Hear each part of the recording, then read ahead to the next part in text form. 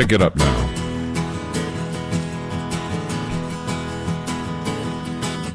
Increase that speed.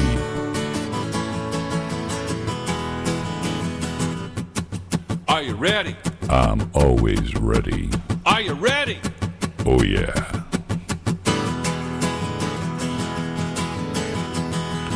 Two, three, hit it. I saw you were with them last night. I saw you were with them last night. Yeah, that's engaging time coming to a venue near you. It's going to be a few weeks, though, folks. My guitars are in the operating room at the moment, Sean. they are being fixed, as it were.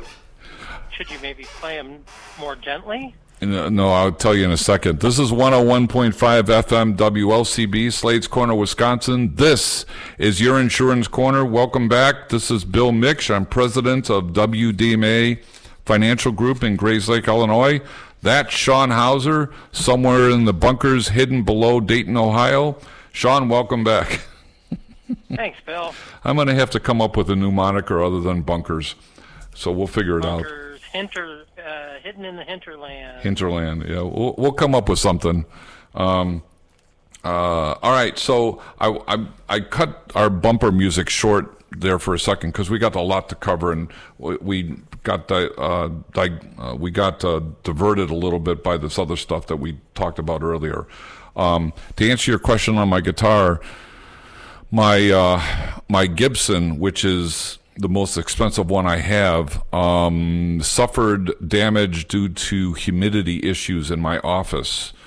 Something I didn't know. When you have a wooden guitar and your office is not properly humidified, the wood... Oh, it'll dry it out. Oh, big time. And fortunately for me, Sean, because I'm an insurance guy, I had the product insured. The lucky part was it was within 1 month of expiring. So it's covered at 100%. The other guitar that I have is a Hohner, and it's 40 years old. And that's not an exaggeration, folks. It's been around since I've been playing. And might actually be older than that. But in any case, I'm upgrading it. It's got original frets on it from 40 years ago. I'm putting new frets on, new strings. They're making in some adjustments to the fretboard and the bass, and then they're going to put in some electronics so that I can plug the guitar in rather than using a monitor to plug in. And that's not the right word, and I can't think of the right word that the guitars use when you don't have electronics. But in any case, it's being upgraded. So welcome back, everybody. We just finished basically talking about terrible powers of attorney. Now we're just going to cover the basics of what we talked about last week, which are wills. And the question is, should a person have a will? And here's what we came up with. Having a will is essential for several key reasons. Here are some clear breakdowns why a person should have a will. Controlling over asset distribution. Without a will, the state laws, which are called intestacy laws, dying intestate without a will, determines how your assets are distributed. This might not align with your wishes. A will lets you specify who gets the specific property, money, heirlooms, how much to each beneficiary, and how and when those assets are to be distributed. Having a will also allows you to appoint guardians for minor children. Now, my kids, Sean, are older, and I don't have to worry about the minor children, but there are lots of families all over the country that bad things happen to good people, and what happens if there is no instruction for the legal authorities to say who gets the kids, how do they get managed. So a will allows a parent to name a legal guardian for their minor children in case both parents pass away. Without a will, the court will decide who raises the kids. And that can get ugly especially if there's a bunch of infighting, or worse, the extended family members don't like the children, which can happen too. Choosing an executor is another reason. That executor is in charge of managing the finances after death, paying off debts and taxes, and distributing the assets per your instruction. It reduces family conflicts for obvious reasons because the instructions are in writing. And it minimizes legal delays and costs for probate, since it's generally quicker and less expensive when there is a will. Without one, it can take a lot longer. It's going to be a lot more costlier. And for those people that have assets in multiple states, each state has to go through probate. It also can provide for unmarried partners or stepchildren. Unmarried partners, close friends, and stepchildren might not receive anything under intestacy laws or dying without a will, but if you have a will, it allows you to include anybody you want, or you can exclude anybody you want. And lastly, it can allow for charitable gifts. It does provide for an orderly process, Sean. So if you didn't have a trust, a will isn't a bad thing. It's just you have to be mindful of the fact the lawyers are going to get paid first. And I was talking with a client of mine who happens to be a lawyer, and she said specifically that she spent some time in her early years in probate court. And sometimes she would just show up for a call. There was nothing to report, but she would be sitting there collecting money and then go to the court and say, there's nothing to report on the estate, Your Honor, and get paid just for those 4, 5, 6 words.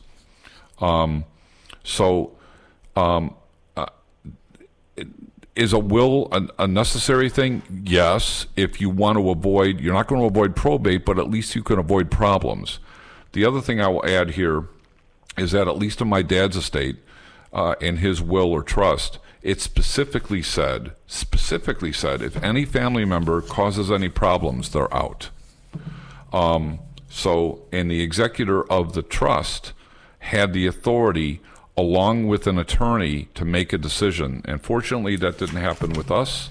But God knows, and it's probably no secret to you, Sean, that when money starts to play a role in people's lives after the mom or dad passed away, or whoever the decedent was, the ugliness of people can come out of the woodwork. It's interesting you say that, because I have a very good friend who's going through that right now with her siblings, Mm-hmm. and it's gotten down to you got $20 to reimburse you for this expense. I need to see the receipt, and they're nickel and diming every little thing, including one of them wants to buy the house, the other 3 want to sell it for top dollar, and so they're like, no, you're not going to be able to buy the house. We're going to sell it out from under you. Wow. And it's like, yeah. And these are your brothers and sisters. Yep. And that's where money becomes thicker than blood at that point. And nobody's going to play nice, especially if there's a lot of money at stake. And unfortunately, even with a will, that could happen. Even with a trust at some level, that could happen. Unless the trust or the will specifically says and makes direction in that example that says the house is to be sold and the proceeds are to be distributed equally, or the house is to be sold to Johnny at fair market value, and then Johnny has to, settle with the other people. Or it could say the house is going to be given to Johnny, but the other assets are going to be distributed to the other 2 or 3 siblings as a fair and equitable distribution. Johnny gets the house and everybody else gets the rest. That could still cause some angst. Well, what's funny is that they're saying that in their situation, that they're going to sell it at fair market value, and then they'll divide the proceeds. And then one of the had a college degree that was paid for by the parents, so that's in their will that says they need to pay that back out of their proceeds. So the other three split, whatever that money was, $100,000 or what. I mean, it is like everything is scheduled, but what makes me nervous is, like, in my family's will, my father said, well, if one of the, I'm giving it to my children, if they have passed, then their interest will go to their spouse or their children. Mm-hmm. But I've heard of wills that'll say, well, it'll be split equally among my children. Well, if 2 out of the 4 have predeceased the parent, then they split it 2 ways. Or leaving the other families out of it. Yeah, and I've also seen, Sean, where I've also seen where the distribution of assets, it's called per stirpes, where it skips. Let's say the sister passes away, and the spouse, who is not related to the family except by marriage, is left. The inheritance skips the spouse and goes to the grandkids. And that's a real thing. It's called per stirpes, and it's a real thing. And people that have some kind of a sixth sense about how things are going to go, that's what they do to make sure that the money isn't used in a nefarious way, or it goes to the surviving spouse, who then goes out and gets remarried to somebody else who has no connection with the rest of the family. And I suspect that's a real big reason as to why the per stirpes is used as opposed to some other method, so that the surviving spouse doesn't take off with the money and leaves maybe the kids or the family high and dry. So durable powers of attorney, really critical, folks. Wills, dying without a will, big problem. Lots of cost, lots of confusion. Lots of people, lots of hands in the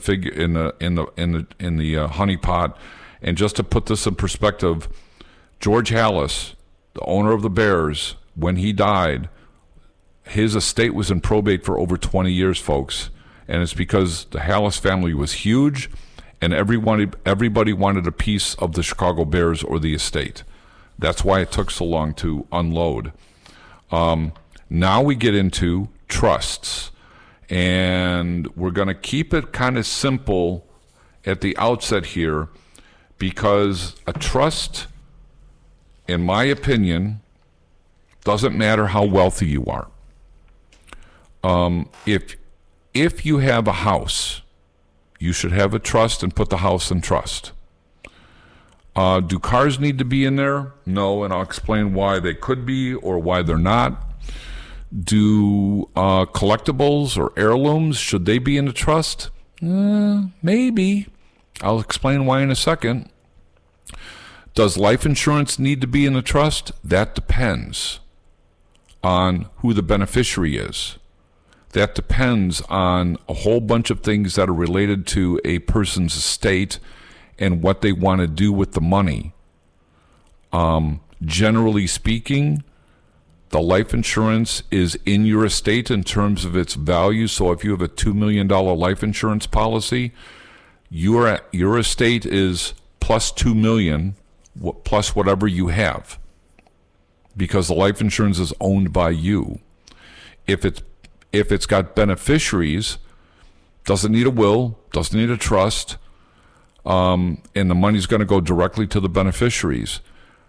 But if the client wants to make sure that that money is just not taken and run off with or irresponsibly used, they could make the trust the beneficiary, and then from the grave have strings tied to that money, so it distributes that money in a different way to the heirs that still might get the money, but they're not going to get it all in one lump sum.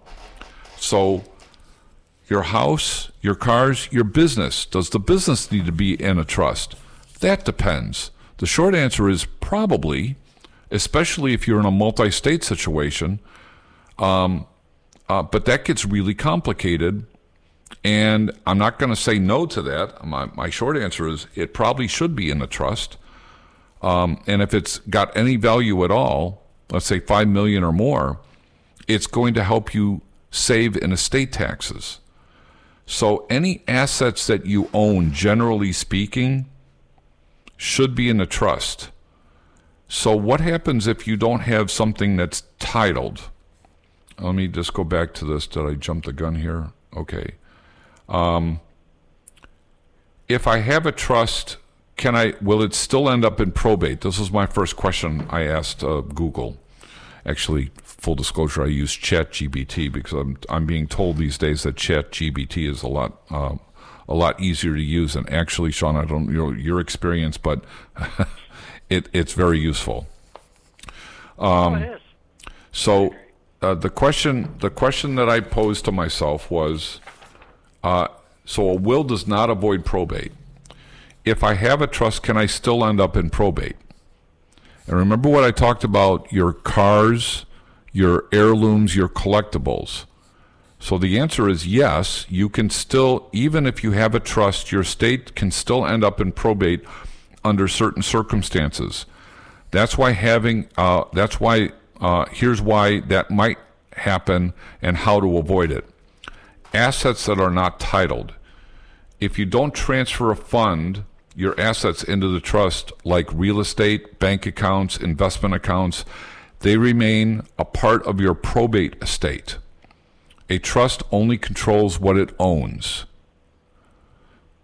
New assets acquired after the trust was created. If you buy a property or open accounts after creating the trust and don't retitle them, they won't automatically become a part of the trust.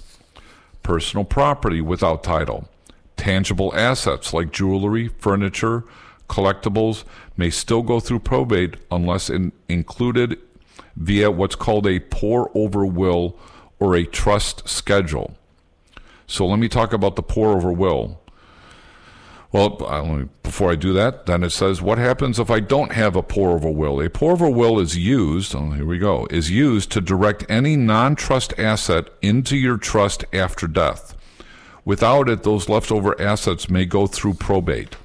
So, if you don't title things the right way and get appropriate legal advice, the family, with all the good intentions of the world and putting your estate together and having a trust and all that, you still may end up going through probate.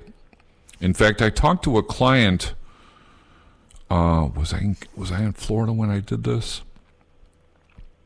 I was in Florida. This is the first example. So the client that I have in Florida, a family member died with a will, but they could not do anything for the estate for 6 months. Some of the family members wanted to go in and start grabbing jewelry and this and that and the other thing. And the executor said, sorry, you can come and look, and you might want to take a drawing on who gets what, when, but nobody can take anything until the probate estate is opened. And this person said it got very difficult to manage through the probate process because you're on the court's time now, not your time, and they move at their own speed, not yours. If you have a trust but don't have a pour-over will, and the pour-over will is actually what says, I have these heirlooms, upon my death, these heirlooms go into the trust. If you don't have that set up correctly, that kind of stuff is going to still end up in probate. And probate is going to take a minimum of 6 months. Here's another reason that you could end up in probate. Your trust is invalid or improper trust setup. If the trust wasn't set up properly or isn't legally valid, like it's not signed or notarized, courts might ignore it. Now, let me talk about that for a second, Sean. How many advertisements do you see on TV or the radio that talk about do your own trust, do your own will? Oh, not so much anymore, but gosh, yes. If you Google anything legal online, you're going to get... Sure. Yeah. You broke up there just a second. Say that again. I was going to say, not so much on TV, but if you Google anything online about the law or legal proceedings, you're going to get inundated with those websites that you can do it for $9, or $10 or whatever, just so cheap. Yeah. Yeah. And if you don't, and people are inherent, this is not their fault. This is not your space, folks. Even with a simple will, I would tell you, don't do it yourself, because you don't know what you don't know. And if you screw it up, the whole thing could be thrown out. A will in particular, because the will is a public thing. If somebody wants to challenge the trust and they have the right information, they can challenge the trust, and it's usually going to be a family member. And if it wasn't done correctly, notarized, signed, whatever, the court may have to throw the whole thing out. Now you thought you died with a trust, and now you died intestate, because there's nothing else that's left. So I'm not telling you how to spend your money, but I am telling you, suggesting to you, well, maybe not telling, suggesting that doing it by yourself is dangerous. I would equate it to trying to do your own brake job. Unless you're a mechanic or you've got background in knowing how to do those things, following, YouTube videos might look interesting and you might have done it right, but if you didn't tighten everything down and all of a sudden there's a car accident, there's a problem. And so you don't want to do this on your own. Get help. It's no different than the stuff that I do, or business insurance, or property and casualty. And I'm going to digress here a second. This is tantamount to, hear the commercial, spend 15 seconds with us and we'll we'll save you 15% on your car insurance. But do you actually know what you're saving or what you're comparing against? No, you don't. It's all about the contract. Everything is about the contract. So how to avoid probate with the trust? Funding the trust. Sean, before you got into banking, did you see a lot of trusts doing what you were doing in the retirement business? I saw a lot as beneficiaries. Okay. So people would name their trust as their beneficiary, or sometimes we would get that as a kind of like you would have a statement of who your beneficiary was for the retirement account, but then they would refer to conditions as stated in this document, UA dated, blah, blah, blah, blah. So, yeah, sometimes it was just a qualifier, too. Yep. So, but I have actually seen trusts where the lawyer put it all together for $2,500, and I said, can I see a copy of it? And there's nothing in there. There's no addendums to say investment accounts, property, insurance, heirloom, nothing. Nothing's in there. I'm looking at this going, so do you know what this trust is? It's a shell. It's meaningless. And, well, we've got a pour-over will. Okay, let's look at that. There's nothing in the pour-over will. What does that mean? It means there's nothing that's going to get poured into the trust because you didn't put it in the pour-over will. This is why people think that I can do this on my own and save a boatload of money, but you're going to miss something. And it's going to cause some problems. And you, who put the trust together, are 6 feet under now, or in an urn. And there's no mulligan to come back and go, hey, let me come back and fix this one, and then you can take me again. Doesn't exist. So fund the trust. Use a pour-over will. We just talked about that, to capture anything that wasn't left in the trust. Review and update it regularly. This is not a static document, folks, that it's one and done. Your life, like everything else, changes. Circumstances change. People that are eligible for inheritance change. Families grow, families shrink. Businesses grow, businesses die. What happens? Review and update these things on a regular basis. You get married, you get divorced, you buy property.